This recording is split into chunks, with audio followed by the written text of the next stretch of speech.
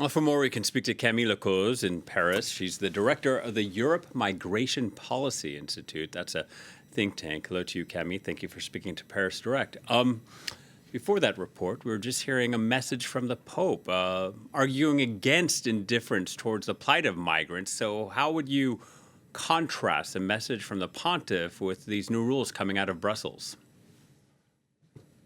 Yeah, on the side of Brussels, what we've seen in the past year, especially with a series of new rules voted by the right and the far right in Parliament, is really the message that irregular migrants are not welcome, and if they do arrive in Europe, they will be sent back to their country or to a third country through this new measure of return hubs.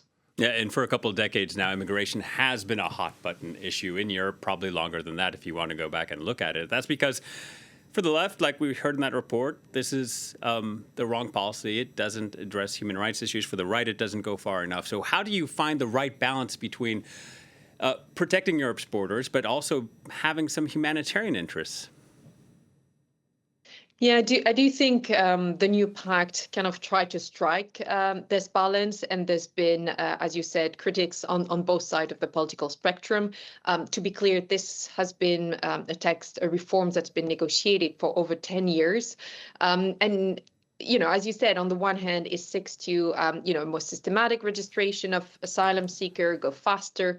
But on the other end, it also set together clearer set of rules for responsibility, trying to appease the tension that we've seen between member states since the crisis in 2015 and 16. And so really the challenge for the past 2 years has been for member states, for the European Commission to work together on the ground to try to get this extremely complex legislation to work through, building new infrastructure, training new staff, and making sure that everything was ready for today. Yeah, and if we look at the holding time, and sometimes we hear these facilities called holding facilities, welcome facilities, or detention centers, but 12 weeks before they can hear if their asylum case has been held. 12 weeks, that's 3 months before they could get a decision. Is that the best that Europe could do, the quickest it could respond?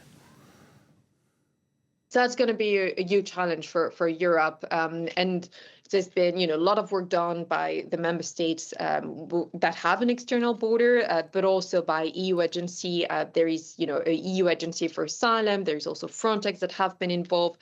The World European Commission's directorate in charge of this issue have also reorganized. So there are a lot of efforts underway to make sure this reform deliver.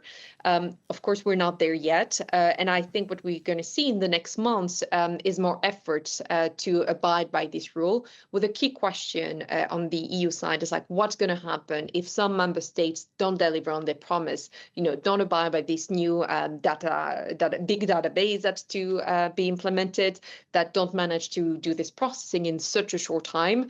On the one hand, there are many technical issues and implementation challenges, but there is also a lot of politics involved. And I think this is where we're going to see a lot of discussion and a lot of question marks open for the months to come. Yeah, and also wondering about that database, people coming to Europe, having their face and their fingerprints scanned immediately before they even have the right to live here. Yeah, the key with the database, so there's been all this rule that they've agreed on. There's been a lot of testing and piloting in the past months. And what is critical with this architecture is like all the member states need to be on board and need to enforce it the same way with the same standards. And we're seeing in the latest implementation report that the European Commission has released that this is still not the case, though there is still more work to be done in this area for the months to come. And I think next to that, really a crucial point is what's going to happen with solidarity. There's been an agreement on solidarity in the past months. There's going to be negotiation again toward the end of the year. And here that's going to be a test as to whether the pact can deliver on really rebuilding trust between member states, that they can agree on common rules to manage migration together. And this is just day one of the pact, so I'm sure we'll be circling back to that later. Camille, thank you so much for your time. Camille Le Coz from the European Migration Policy Institute.